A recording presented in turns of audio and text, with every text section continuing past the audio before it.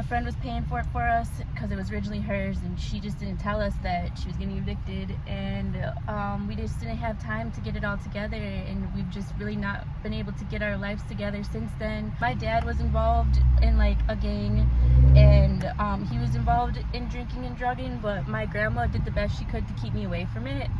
But now looking back on it, a lot of the reasons I probably accept a lot of the things in my life that I do now is probably because I grew up around it in a way.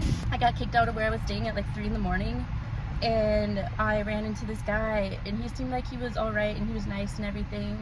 He had another girl staying with him, so I felt safe, but really he was a pimp, and I was involved in human sex trafficking. What's happening, YouTube? Thank you for kicking it with Midwest Street Talk. Make sure y'all go ahead, subscribe, and hit the like button. And for those who choose to help me help others, there's a GoFundMe link in the description. Hey man, thank you for kicking with Midwest Street Talk, man. Who do I have here today? I'm Kat. Hey, Kat. Kat, so where you from, Kat? Well, I'm originally from Illinois, but I've been here most of my life. Okay, shout out Chicago on the building. Yeah. I brought you here to Green Bay. Well, honestly, my mom, my dad never filed paternity of me, so, she was able to just come knocking on the door when she decided she wanted to be my mom, really, and took me to Green Bay with her. So, are you currently homeless right now? Yes.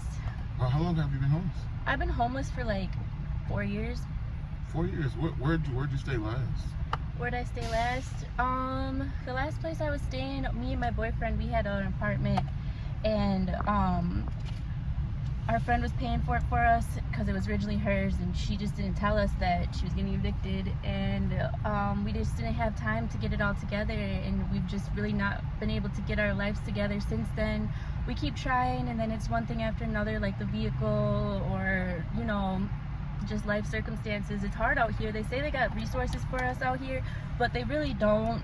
We've been on waiting lists for housing and stuff like that for 4 years since we started becoming homeless, and just it's not Green Bay's fault. It's just they have so many people they're trying to help, people with kids and stuff like that, so they just don't have the resources to help us, so we've just been kind of stuck out here. Okay, I'm sorry to hear that. So coming up in Green Bay, would you say you had a decent childhood? I had an alright childhood. My mom's first husband, the dad of my brothers, he wasn't very nice to me. He was very mentally and verbally abusive to me, and my mom didn't see it because my mom was always at work or she was at her mom's house, and that's probably where a lot of my negative life decisions and negative outlook on myself started, was just putting up with a lot of that at a young age. He just kind of stole my shine, and it took me a while to realize where a lot of that came from, but it stemmed from that. So that's something I'm trying to work through on top of being homeless, and it's just rough. Yeah, I understand. Was there any drug use involved? There was no drug use involved in my childhood. My dad was involved in like a gang, and he was involved in drinking and drugging, but my grandma did the best she could to keep me away from it. But now looking back on it, a lot of the reasons I probably accept a lot of the things in my life that I do now is probably because I grew up around it in a way. Okay. And are you, like, what about now? What is your status now? Are you using anything now? I do use, but I do my best to keep it under control because there's other things in life that needs to be worried about besides that. I understand. Well, what is it, if you mind me asking? I mess around with meth. Okay, yeah. And everybody has a habit. It's food, sugar, you know what I mean, drink. There's no condemnation here. Is it something you want to stop, or? Yeah, and I'm doing actually pretty good. I've been sober for I'd say about a week now. Oh wow. Yeah, I actually just threw away all my stuff. Congratulations. Yep, thanks. Man, that's dope. That's dope. So what about have you tried to work anywhere, seeking any kind of employment or anything? I've had jobs here and there. I actually had a really good job, but our car, we have a 2004 Volkswagen, and the motor is great on it, but everything else keeps going to crap on it, so they just didn't really give me a fair chance, I'd say. Like, I was working, but then the car, like, literally my first day of work, the gas pump thing went off on it. I don't know what it's called, but the car wouldn't start. So, like, and then that we got fixed, and then it was just one thing after another, and I was late for work, and I tried talking to the supervisor earlier on and letting him know, and he said he'd give me a chance, but he didn't. So just, like, dealing with that has been hard to keep a job. I'm sorry to hear it, man. So tell me something. Tell me some of the stuff you witnessed since you've been out here, like some of the stuff you went through. Well, before I was with my boyfriend I'm with now, I guess I should say I was homeless longer than 4 years. Then I got with my boyfriend, we had an apartment, and now we've been homeless together for 4 years. But before that, I was also homeless. I got kicked out of where I was staying at like 3 in the morning, and I ran into this guy, and he seemed like he was all right, and he was nice and everything. He had another girl staying with him, so I felt safe, but really he was a pimp, and I was involved in human sex trafficking for about a year. He wouldn't let me leave. I was forced to do things I didn't want to do, me and that girl. I witnessed her get abused a lot. I was abused a lot. The only thing that saved me from that was I had a warrant for my arrest, and we went to go pick up some stuff, and I had a reverse buy done on me for a ball, and well, he couldn't stop the cops from taking me. And then while I was in treatment, he ended up getting popped off for what he was doing, because another girl he was with, they got pulled over, and she had drugs on her, and she got scared and basically snitched on him for beating and pimping women out of his house. And they came and they questioned me while I was in treatment, and I told them I didn't have anything to say, but they knew I was involved because of the other girl, and they were watching him. But he got 13 years in the feds. Whoa. Yeah, that's how bad he was. What was your warrant for? My warrant was just for probation. Oh. I didn't go and see my probation officer. What'd you get on probation for?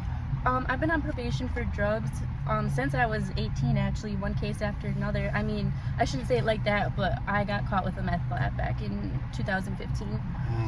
And then I went to prison, and then I was out on ES, and then I ran off from my ES for like years. So that continued to follow me, and then I finally got that finished, and then I got felony charges and misdemeanor charges for drugs. Yeah. I'm sorry to hear that. So, did you go to high school here? I dropped out in the 9th grade.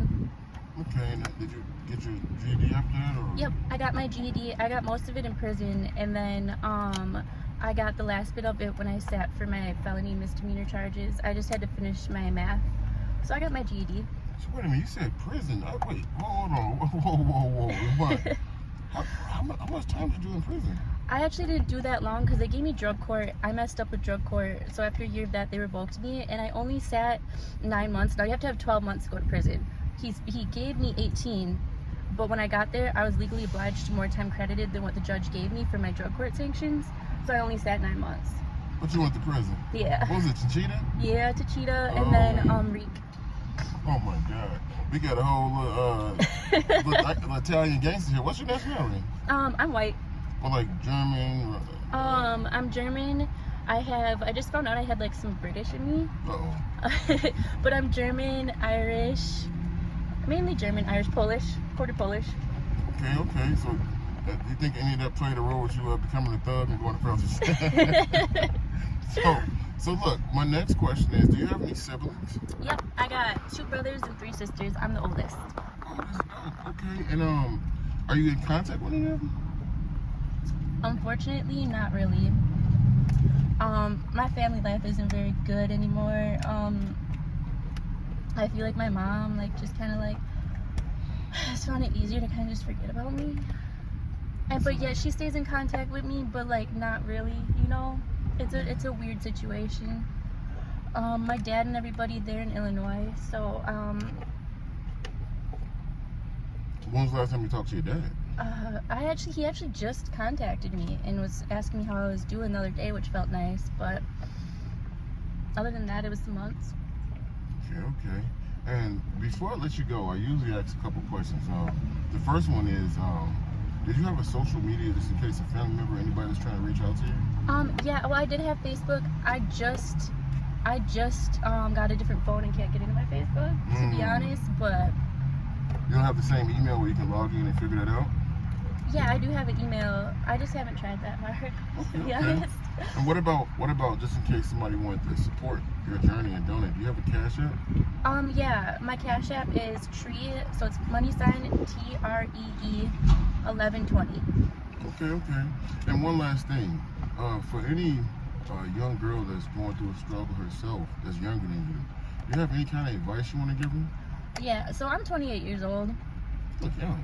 Yeah, and I've been in the drug world and since I was 13. I've been homeless basically since I was 18.